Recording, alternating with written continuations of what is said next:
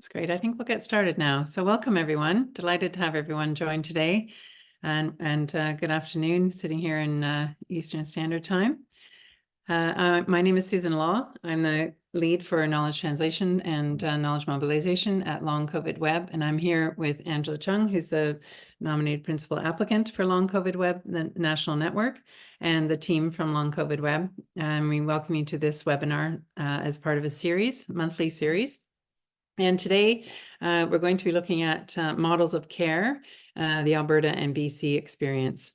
I just have a few introductory slides and comments here. But first, the land acknowledgement. We wish to acknowledge this land on which the Long COVID Web operates. For thousands of years, it has been the traditional land on the Huron-Wendat, the Seneca, and the Mississaugas of the Credit. Today, this meeting place is still the home to many Indigenous people from across Turtle Island, and we are grateful to have the opportunity to work on this land.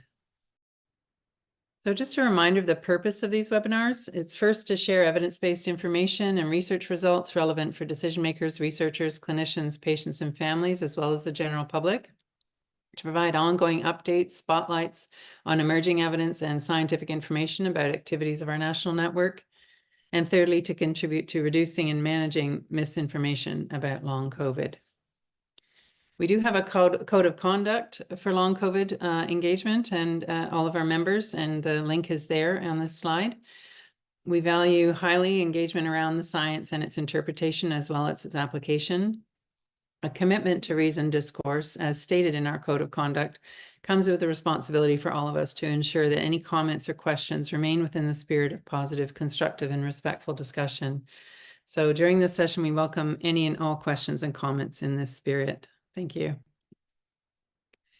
Just a short note about logistics. The cameras and mics are off, but please post your questions in the chat throughout the session. We will pause for questions and answers after each of the speaker sessions. And we will do our best to review and address as many questions as possible.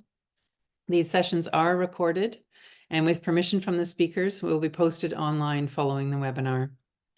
And we do always welcome your thoughts about how these sessions could be most helpful to you. We have a short feedback survey which will be posted during the webinar, and please take a minute or two to complete that. It's very short. And that's it. I will stop sharing now and turn it over to Drs. Kiran Pohar Manhas and Dr. Chester Ho, who are in the Neurosciences Rehab and Vision Strategic Clinical Network at Alberta Health Sciences. I believe, Kiran, you're going to start. Yes, thank you so much, Susan. So hi, everyone. My name is Kiran Manhas. I'm the Assistant Scientific Director with the Neurosciences Rehab and Vision Strategic Clinical Network. So I'm an embedded scientist within this provincial team, and I work closely with Dr. Chester Ho, who is our Senior Medical Director, and he also has other provincial leadership and clinical roles. And we are invited to speak about the evolution of Alberta's provincial long COVID response. So we'll do a little bit of background, recognizing we're speaking to an expert audience on long COVID, so I won't go too much into the details. I'm going to speak to kind of the history and the evolution, so talking from 2020 to 2022, talking about our early development of our provincial response and its early implementation and the lessons we've learned from some research. And then I'm going to hand it over to Chester, who's going to speak about the redesign of this model of care that's been happening over the last year. And so background, a little bit of background. Again, you guys are expert audience. As once COVID arrived and as we've evolved our learning within Alberta Health Services and with the NRV team, we really approached long COVID initially by looking at the COVID-19 recovery journey. So looking at how can we support persons who are recovering from an acute infection. And as our learning evolved, we saw that there was the recovery from acute and then new and persisting symptoms that occurred, and then patients were experiencing post-COVID conditions, which then involved to understanding about long COVID. And current understanding is that about 19% of Canadian adults are experiencing symptoms at least 3 months after their initial COVID-19 infection. And from our health system response, we tried to focus across the care continuum, but as the work has evolved, we really focused on primary care and specialty care, which have supported patients from the acute experience all throughout, as well as outpatient rehabilitation and our specialty long COVID clinics. So early development of our provincial response. Here's a really busy slide, which is just aiming to demonstrate that from the beginning, so I'd say from May 2020 is when our first provincial task force was created. We've had 4 successive task forces, which our senior provincial director from the NRV-SCN has always been a co-chair of one of these task forces, and along with other SCNs and provincial leadership and partners. And these task forces have included patients, persons with lived experience, and their family members. It's included clinicians and operational leaders. Within Alberta, we have 5 zones. So those 5 zones have been represented from the different parts of the care continuum, and the goal of strategizing, trying to understand what was happening, and strategizing and planning, developing resources and tools and a framework. So our first task force used rapid evidence reviews to develop recommendations. This task force really divided across the care continuum, and then it moved on to how do we operationalize and address and implement those recommendations. And then it's a continued support that has been occurring and supporting the long COVID pathways and tools, patient provider resources, as well as the long COVID clinics.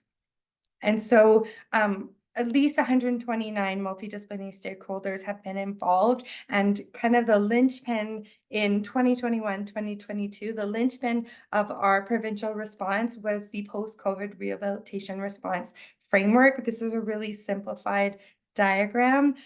There's a bevy of patient and provider resources that were developed by clinicians to support clinicians and to support patients themselves.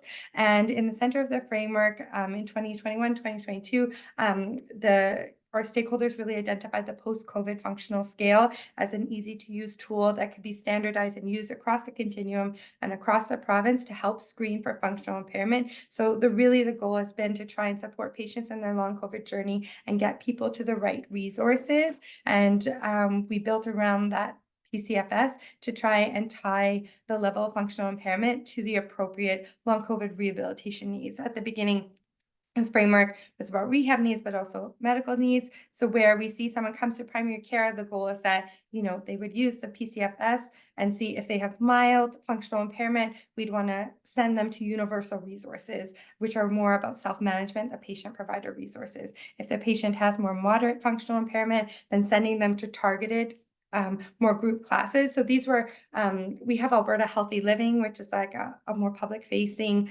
kind of chronic disease management support program. So nothing specific to long COVID, but programs that are supposed to help people in the communities. And that's where, if someone had moderate functional impairment, where we wanted to send them. And then those people, that subset that has a more severe functional impairment, is where we wanted to send them for referral to our long COVID clinics or to the long COVID rehab, or more specialized. It's an individual focus, but as these programs have evolved, they've included virtual and in-person options, as well as group programming, but very focused on that severe functional impairment.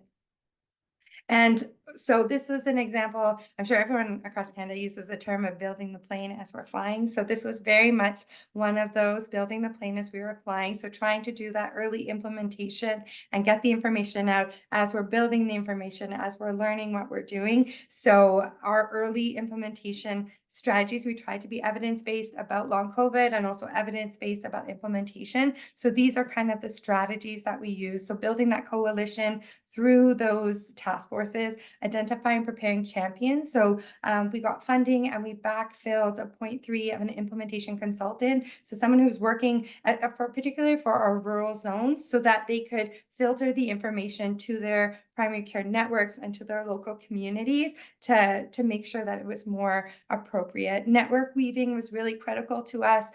We had a special consultant on our team who worked to develop long COVID webinars and podcasts, and really trying to update and support the primary care networks, which are a provincial network that's right side by side with the Alberta Health Services. At the center is patient and Karen, sorry to interrupt. We've just had a couple of people ask that you slow down a little. Oh, sorry. Is that okay? I'm to get to Chester. So sorry. I That's great.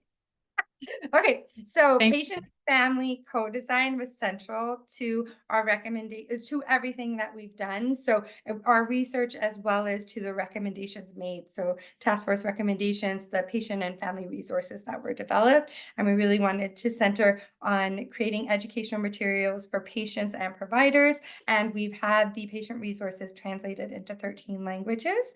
And again, really trying to empower zones to have some standardization with this provincial response, but allow that empowering zones. Am I slower? You just give your thumbs up. Okay. Okay. All right. And so tied to the other timeline about this provincial task force is kind of the groundswell work of our interprofessional outpatient programs, or our IPOP clinics. So these are our long COVID clinics, and these kind of started in June of 2020. The Edmonton created its own post-COVID clinic, and then in mid-late 2021, Calgary started to set up sites. So our task force and the end of the other timeline merge with this timeline to try and bring everything together, so that our medical specialty clinics and this, framework for rehab came together a bit more. There's also funding for our long COVID IPOP clinics, which are multidisciplinary, have medical specialties, nursing. They both have similar funding, but hiring is always a challenge. Workforce, I'm sure, is a challenge across the province. So different access to rehabilitation and mental health supports have been recognized. And so the task force at first were really supporting the establishment and operationalization of these. And they had temporary funding until March 2024, which has already passed, but they still have a bit of funding. But the goal is now to make it business as usual. And we've been meeting with the BC team and trying to learn. And Chester will speak more to our redesign to make this more a sustainable business as usual, and to also evaluate and study as we do this. And so the long COVID clinics, you'll see on the right side are graphs of referrals over the quarters, which has gone down. About 2,189 patients have been seen. We have 800 patients who are waiting for a first visit. Generally, the wait for a first visit is about 18 weeks. And we'd say that about 85% of the patients have had multiple visits to the clinics. So throughout this period of planning and developing resources, we've also really focused on research and evaluation as a province and a system. So research, lots of research has happened. I'm just going to speak to what I know, which is one, the NRV SCN's work as AHS embedded scientists who collaborate with trainees and partners, and we were CIHR funded. There's also been a lot of evaluation work from we have an evaluation team within AHS, and so they have also really focused on evaluating. Their focus has been on the access and experience of the IPOP clinics, and the research that we've done is really focused on the full care continuum and navigating the system and looking at access to rehabilitation. And so in both cases, we've tried to really emphasize integrated knowledge translation. So our work is with those task force and those teams in designing what we're looking at, what are the priorities, what do we want to learn, who do we want to work with, co-designing our surveys and interview guides with patients and families, as well as with operational leaders, so that we capture information that is helpful, and really trying to mine our administrative data. So I'm going to focus on our research results because of time. And so to support the early implementation, we had 3 aims: to understand the experience of COVID-19 recovery in Alberta, to explore the factors affecting long COVID care in Alberta, and what are the barriers and facilitators to this very early implementation. And so this is a very busy slide just showing the depth and breadth of the research, the data that we collected to do our research. So Dr. Doug Ross did patient interviews, and we did looking at the experience of long COVID in Alberta, and we did a secondary analysis to look at navigating the health system. We looked, the second 2 boxes really focus on persons who were recovering from long COVID between March and October of 2021, so kind of before Omicron. And we did a provincial survey of 330 patients. Half of those were hospitalized with COVID-19 and half had the experience in the community. We also worked with 8 early adopter sites. So those are sites that chose to adopt some or all of our provincial framework and who chose to participate in the study. And they included primary care, rehabilitation, and long COVID. and we had 31 interviews. So I'm going to share some of our high-level results. When we look at the experience of recovering from COVID-19 in Alberta, we saw that a significant number of survey participants, so persons who were recovering from long COVID, experienced those symptoms of long COVID. On nearly half of the persons who were hospitalized with COVID-19 at the acute phase, and a quarter of those who are non-hospitalized. When we look at return to work, we see that there's a high number of people who do not return to work 4 to 11 months after acute infection. And we found people who are experiencing long COVID symptoms, 84% of them were not referred for services. And that was kind of the goal of our framework, is to get people to the right services and find them, although 60% reported paying for rehab services and other options. When we looking at our interviews with patients and providers, as well as our survey, we can see the experience of long COVID care. In interest of time, I'll just maybe highlight a few things. So we saw the more your provider knows, the more the portal is open to services and understanding. About 70% of participants felt that they were able to find information about COVID-19 and found it generally useful. I think the challenges related to regional variation and also providers wanting to know how others are screening, referring, and treating, which showed that our framework, which was trying to have some standardization and to offer these resources, wasn't getting to all the teams. Patients felt that there were long wait times and lack of follow-up. And interestingly, because the PCFS had a mixed reviews. Some teams really liked it, especially in their primary care setting, as an easy-to-use first tool to figure out where to send people. As we moved along the care continuum, we saw other teams either replace the tool or complemented it with something else, which required more understanding. And then when we look at the early implementation, I'll say we learned all this and shared the results at the end of 2022, and then we're working as a province towards addressing these issues, and Chester will speak to those. What we've seen is that providers see the value and utility of having a standardized approach. When we look at the difficulty of accessing long COVID resources outside of AHS, that happens in Alberta because primary care networks are technically outside of AHS. So it was hard for our primary care networks to find all the resources. So we're working to support that. What we learned during that time was that both patients and providers felt that breathing, pacing, and the brain fog resources could be improved. So that's been an area to focus on, and that we need to improve access for psychosocial and mental health resources.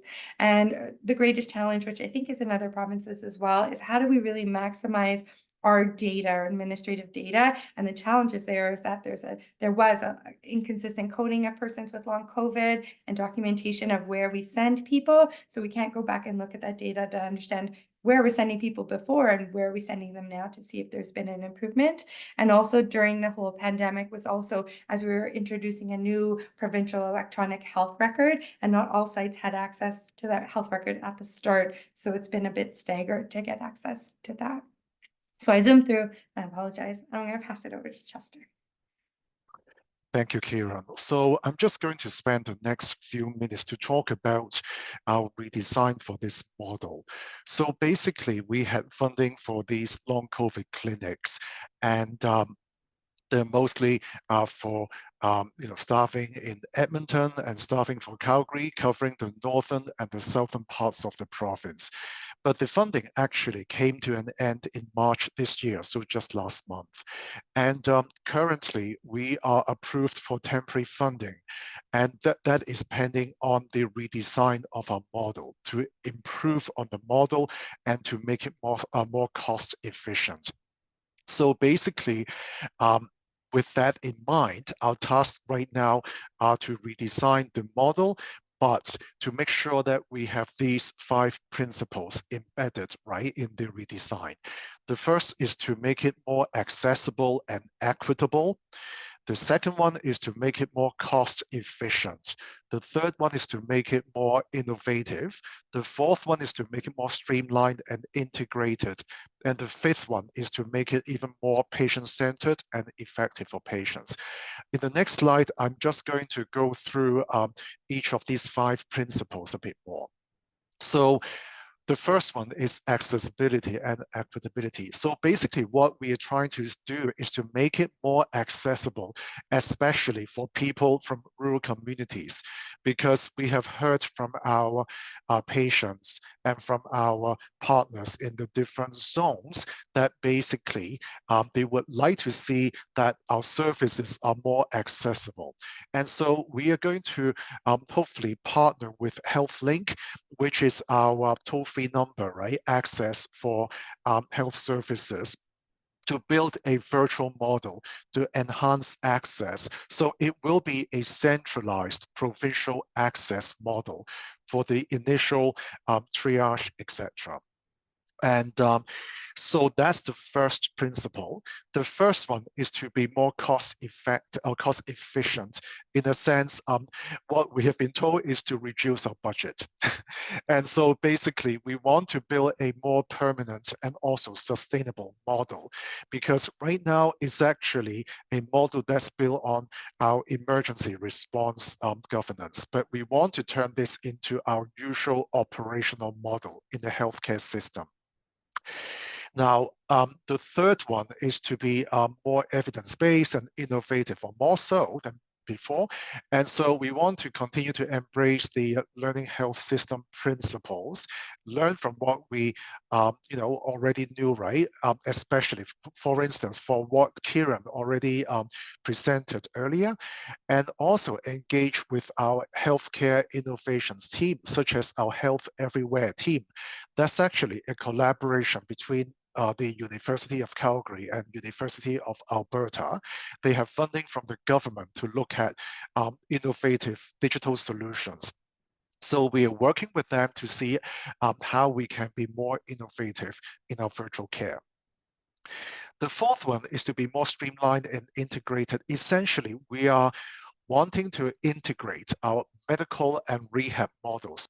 From what you saw in Kiran's presentation, we really developed our medical model, the specialty clinics, and also our rehab models in parallel, but we recognize that we really need to integrate that.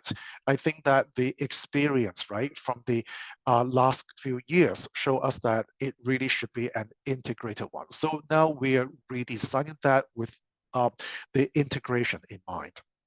And now in terms of patient-centeredness and effectiveness, we have engaged patient partners who are actually at the table for redesign of this model, so that they really have equal say in how this should be done.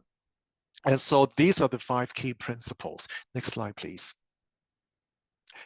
And currently, our model framework draft has been completed. I'll show you that in the next slide in a minute.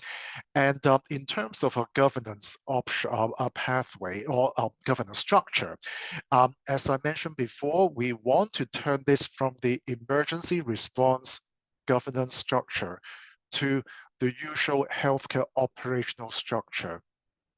And that is actually an ongoing discussion. And we are engaging multiple people in that, as I mentioned, including our patient partners. I also want to emphasize that from this learning, right, from the last few years, we also recognize that we need to be more actively engaging with the so-called external partners from the community and outside of the healthcare system to build capacity and expertise. Now, in terms of our staffing and resource requirements, honestly, that is a biggest discussion right now, because as you heard from me earlier, we have been given the task to reduce budget. So really it's all about staffing, right? So we're trying to figure out how to do that. And in terms of communications, we want to rebrand that to the long COVID provincial specialty service in the end. Now, the next slide here will show you this is our draft diagram. This is still a very rough draft. So just want to show you how that's going to look. So primary care is front and center. So basically, they will actually, make the referral to HealthLink for initial triage, or they could be making the referral to rehab, and then we're still going to use our PCFS, our initial screening, and essentially everybody will be given the universal resources similar to what Kiran mentioned before. And then for those with PCFS 3 or 4, they will be then directed to either targeted treatment or more individualized consultation with our medical specialists or the rehab specialists. And so the goal is to basically eventually also transition the patients back to the community and back to primary care as well. So this is what we are working off of right now. This is what we'll be proposing back to our leaders. Next slide, please. So the next steps are that, like I said, we'll be submitting this draft to our senior leadership.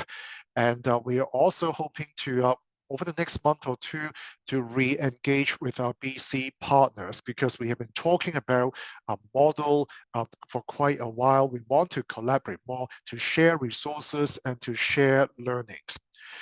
And as I mentioned, right, we're going to transition from hopefully, right, a temporary model to a permanent model under healthcare operations.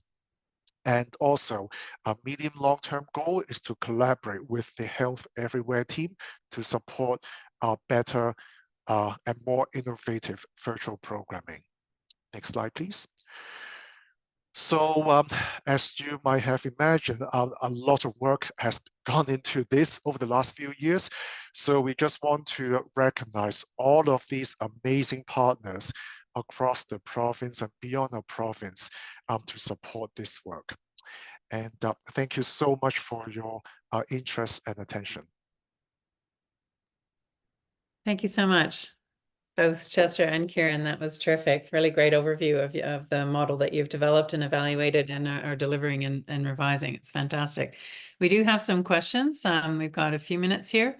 The first one that's particular to this presentation is about the number of the percent of respondents who did not return to work. There was an answer from Sue in the chat there, but I just wondered if you had anything else to offer about the number of people who did not return to work.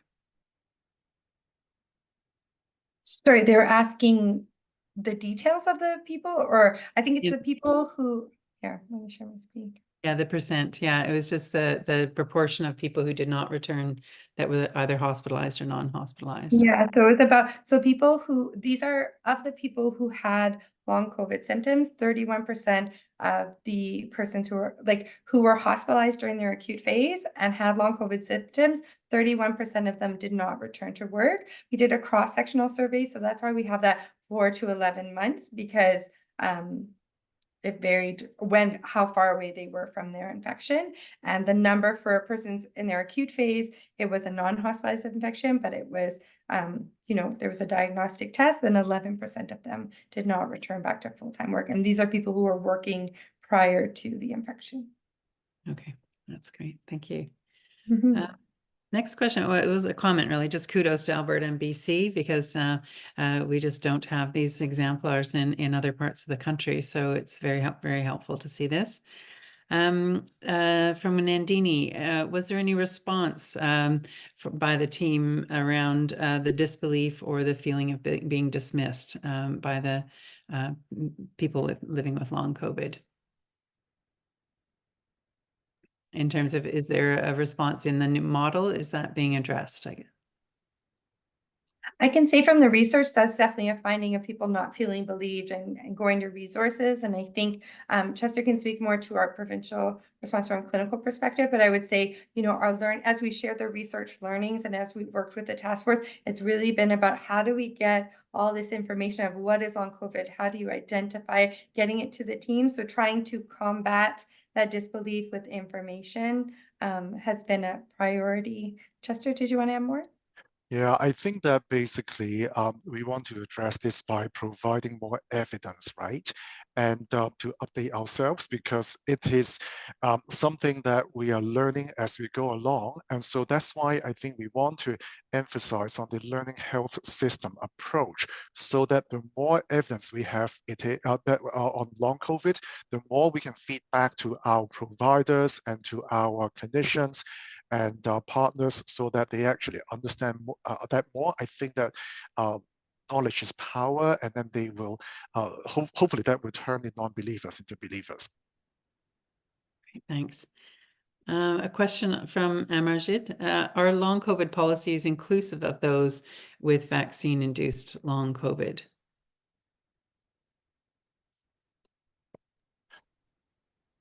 I'm not familiar that we actually differentiated between, the two in these clinics and in our design. So we did not really talk about that I'm aware of.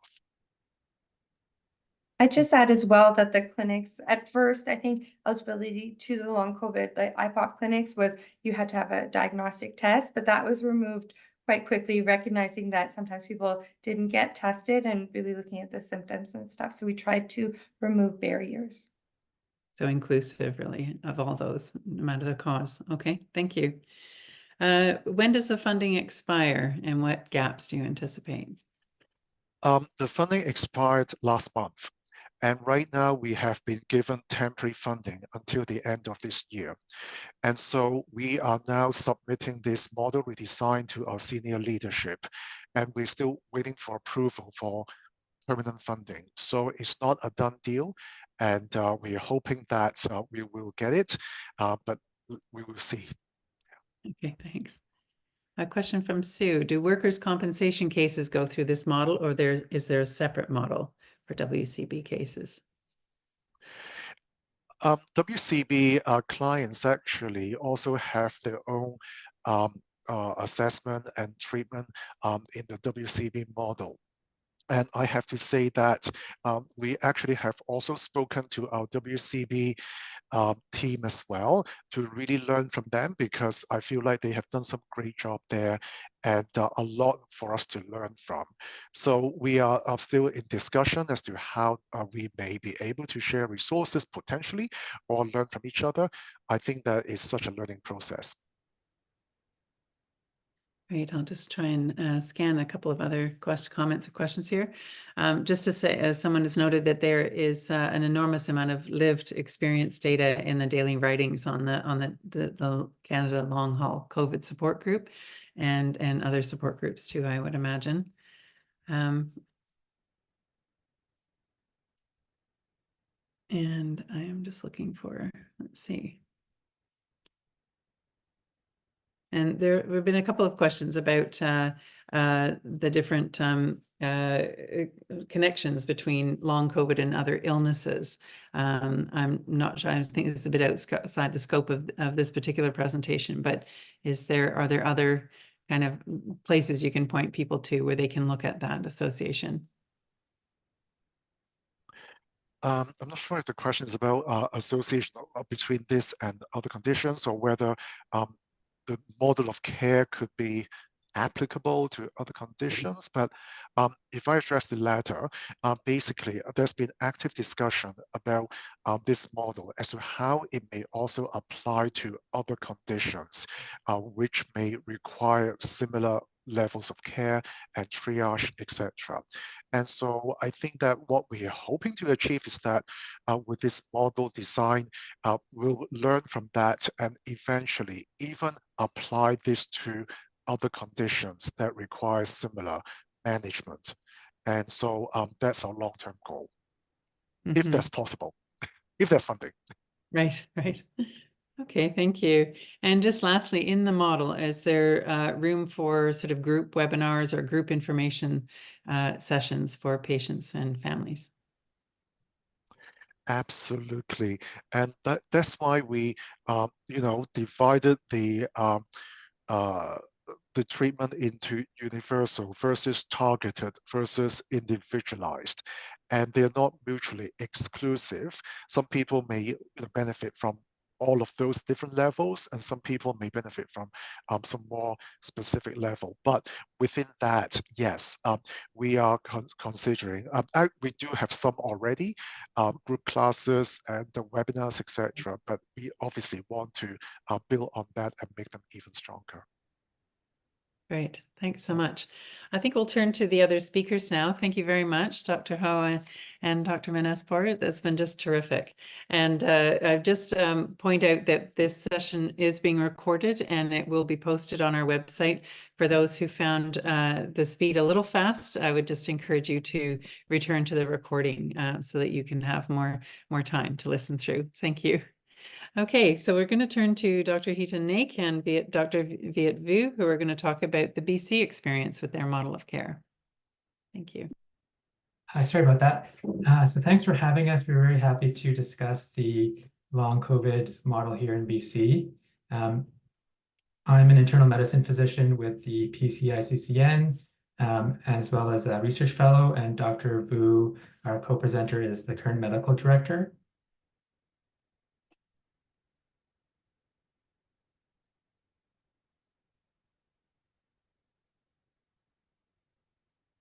We want to first acknowledge with gratitude that we were gathered today on the ancestral and unceded territories of the Musqueam, Squamish, and Tsleil-Waututh Nation, who've cared for and nurtured the lands and waters around us for all time.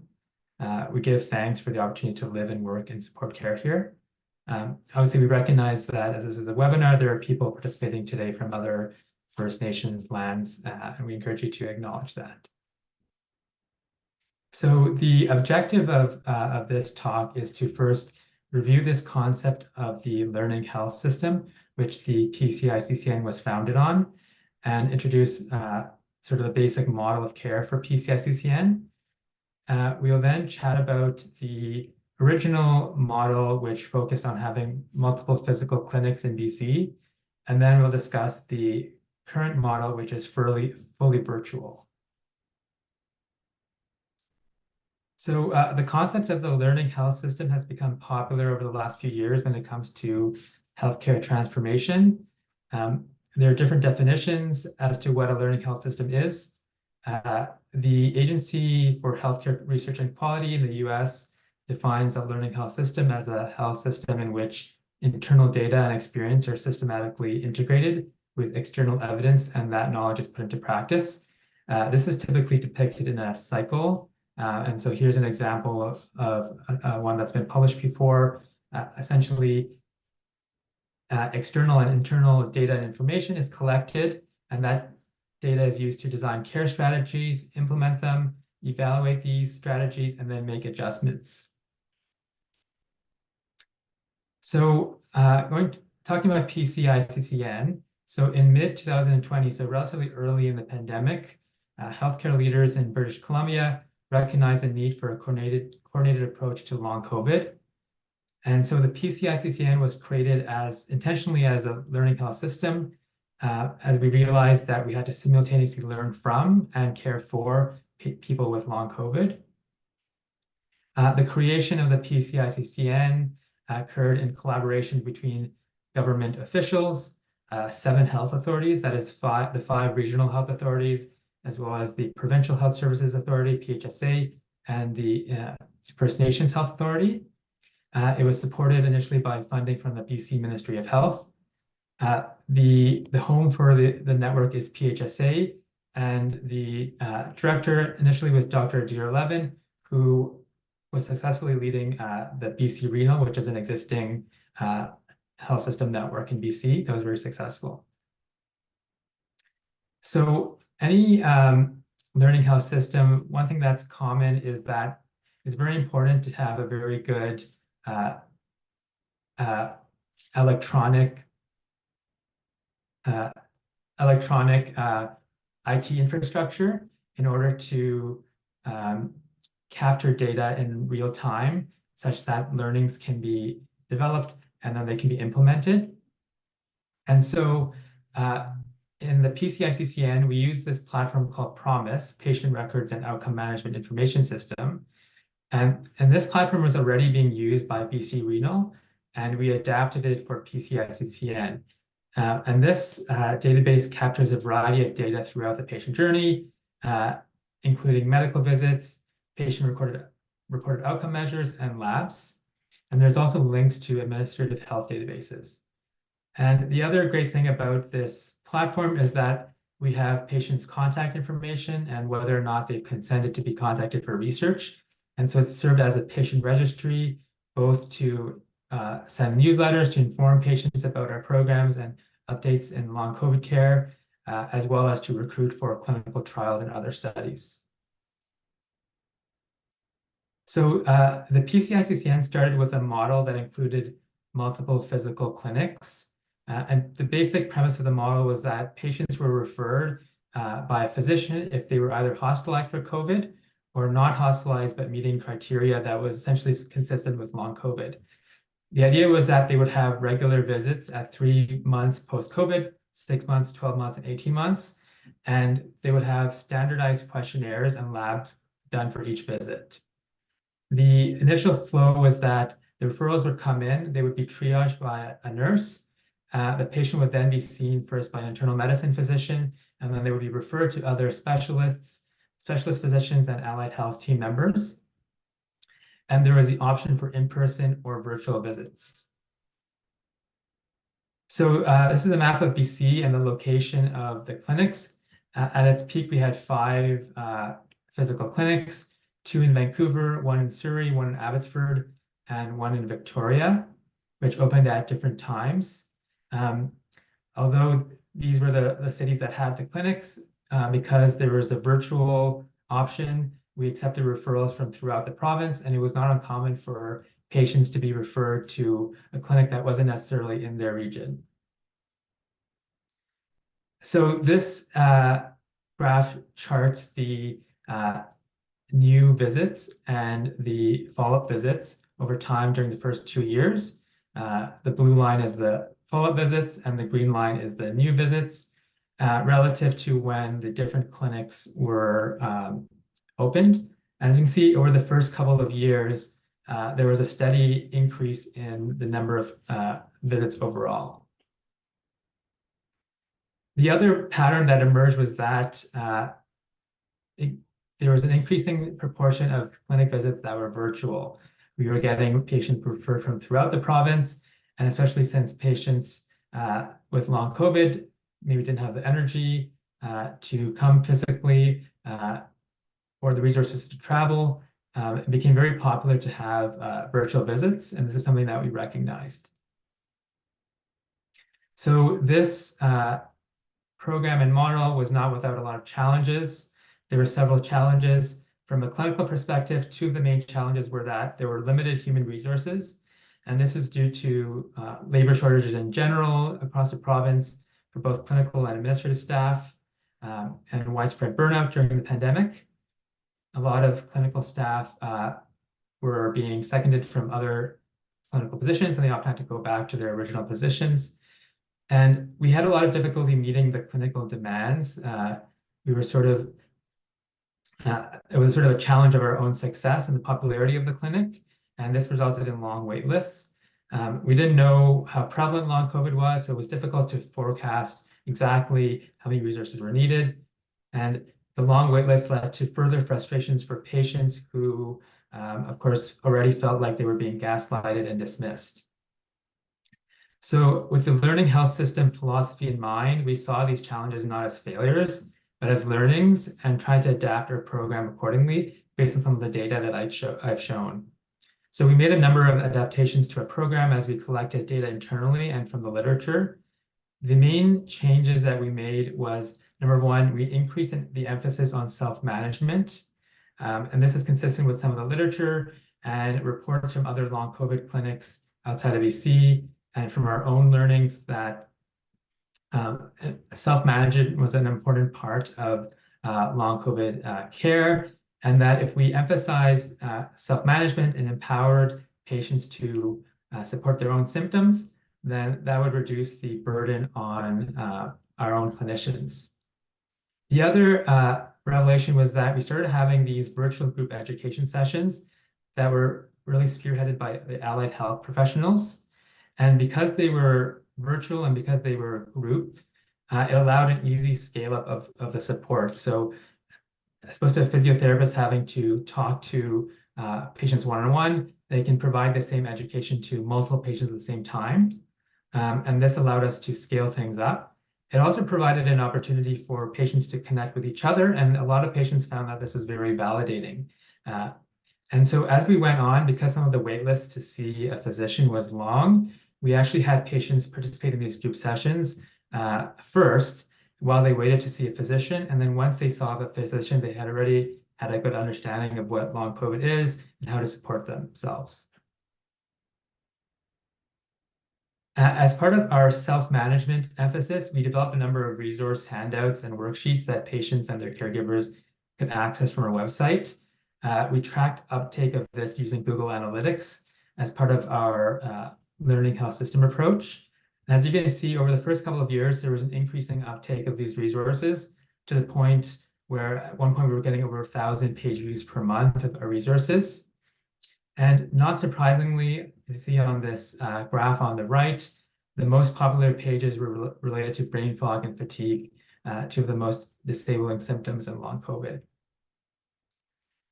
However, these resources were very helpful, but we also received feedback from patients that our website was sometimes difficult to navigate and it was overwhelming, especially if the patients were experiencing brain fog and fatigue.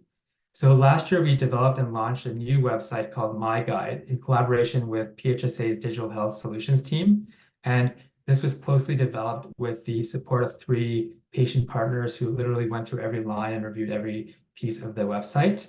And the concept of this website is that patients fill out a brief survey at the beginning where they select which topics they want to review, and it generates a customized guide for them that can then be reviewed on the website or as a PDF.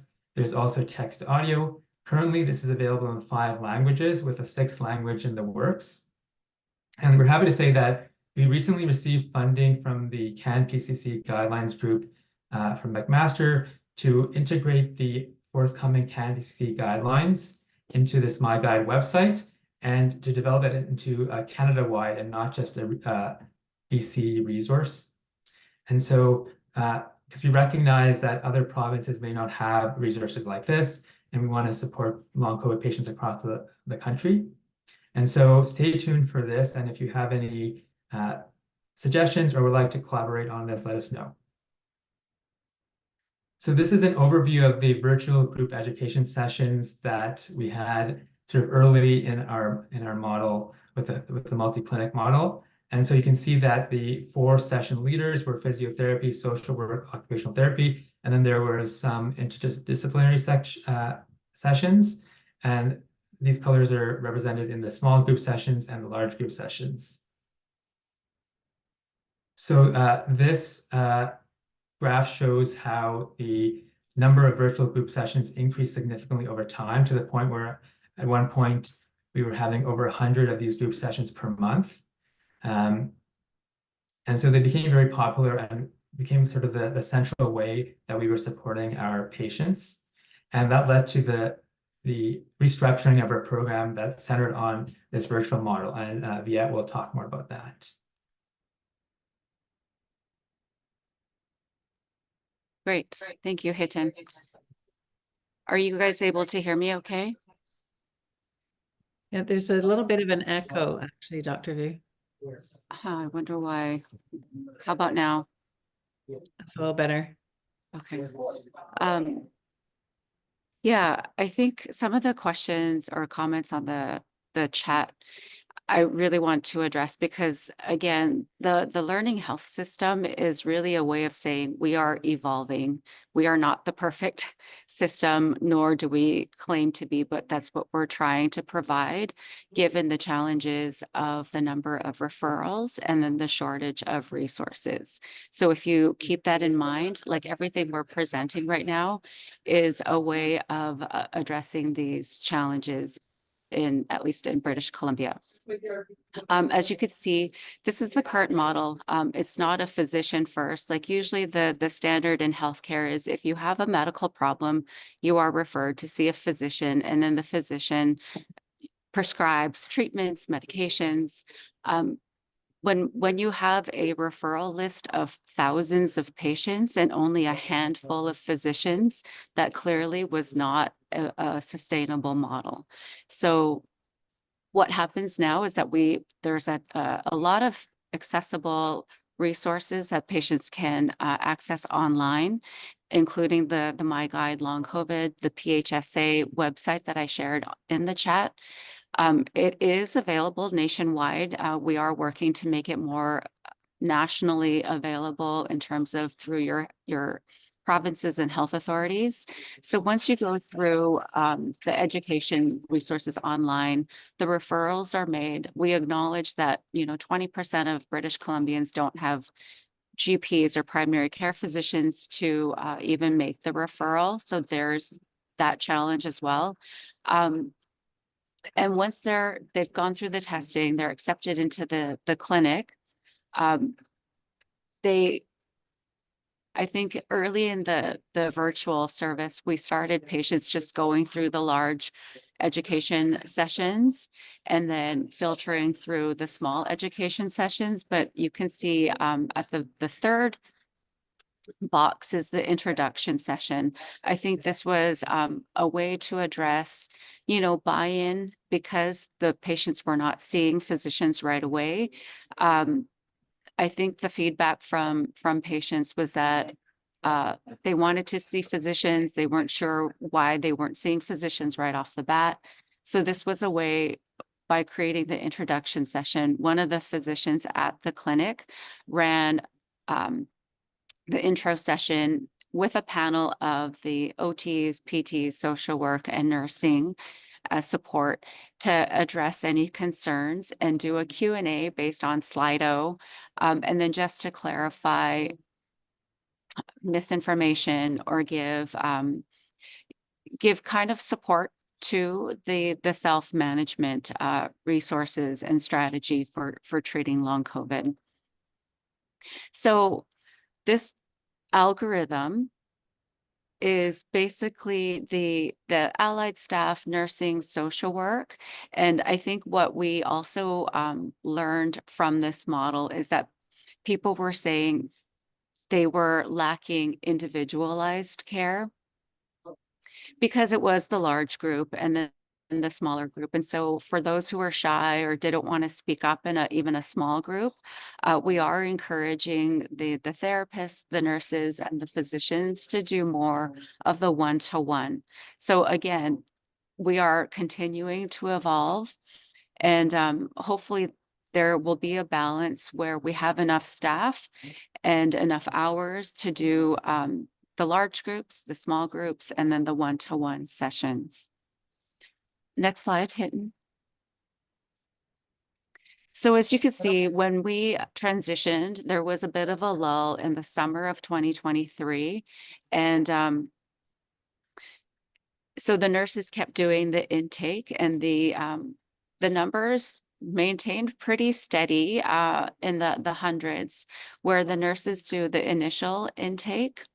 They review their questionnaires, they review their test results, and then patients are then encouraged to go into the large group sessions. And there are a number of large group sessions, and then they filter and they're invited into the smaller group sessions that you could see on the right-hand side. I'm going to close my chat because I'll try to read it. So the next slide. So this is our visits through the clinic for the last year as we were transitioning to the virtual model. And you can see that's what's highlighted in blue are the number of visits. And, I think as we promote, the sessions that are being provided, there's a lot of feedback, and we kind of change, the sessions that, like, especially the brain fog sessions get offered more often because it's more popular.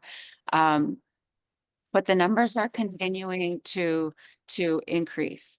And I think the other point that I want to stress is that the network, the post-COVID interdisciplinary clinical care network, it's a mouthful, the network is different from the clinic. So the network encompasses the education arm, the research arm, and the clinical arm of all of long COVID care in British Columbia. And I think that's how we can gain more sustainable and more comprehensive understanding and management and treatment of long COVID. Next slide, please. This is just a graphic to say that the numbers are continuing to go up. And we do have a sustainable funding model. Thank you, Hiten. And lastly, just again, I really want to reiterate that, you know, what Chester said about cost efficiency, like all of that has to be balanced between the number of patients who need to be addressed. Like if we waited for physicians to see the thousands of patients, the patients would be sitting on this wait list for years, and that's not acceptable. So hopefully by seeing the nursing staff, the allied staff, and the physician staff that we're able to address the thousands of patients. And I think the model can then be extrapolated and used in other chronic conditions, because there are, like, I work in spinal cord injury and rehab, and there's only 5, you know, specialists who see people in the community, and that just doesn't work when there's thousands of patients waiting to be seen. Sorry.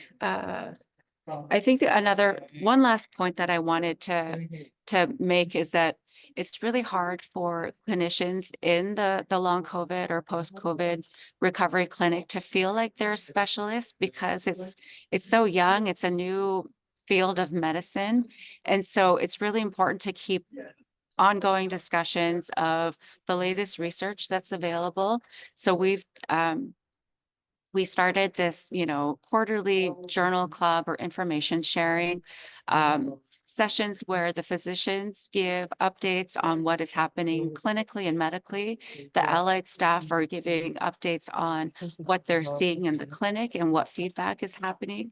And then we share that and then try to again keep evolving so that the service is what is the service that's being offered is helpful. Okay, thank you.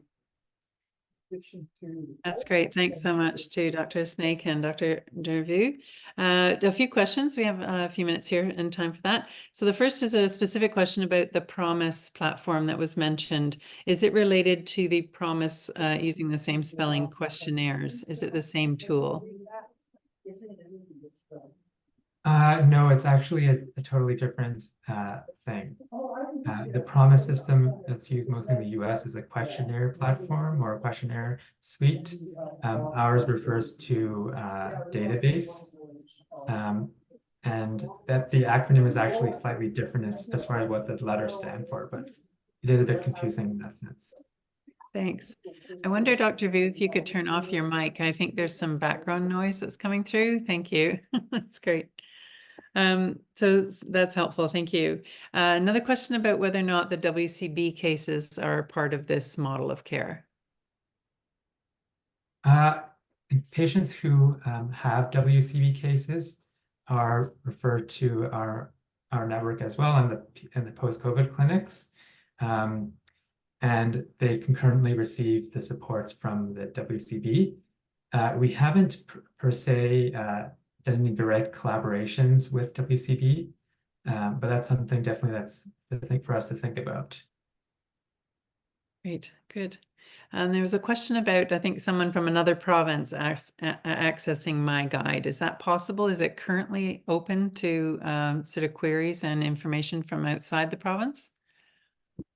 Yes, I mean, it's the beauty of the internet is that anyone who has internet access can reach websites. So it's currently the web address is www.longcovidbc.ca. The information there is applicable to anyone with long COVID or their caregivers. Some of the resources that are listed are BC specific, but otherwise, there's no reason why people outside of BC could benefit from the information. Great, thank you. There was another comment about the need for a session like this on effective treatment. So I just wanted to say that we'll definitely take that back as a future topic for one of these webinars. Thank you. And just the maybe a final question before we need to finish here, but could you comment on the extent to which sort of existing structure and processes around interdisciplinary rehabilitation and diagnostics are being used to build for your model of care? I think like we have the benefit of pairing closely with BC Renal, which is an existing network for kidney disease.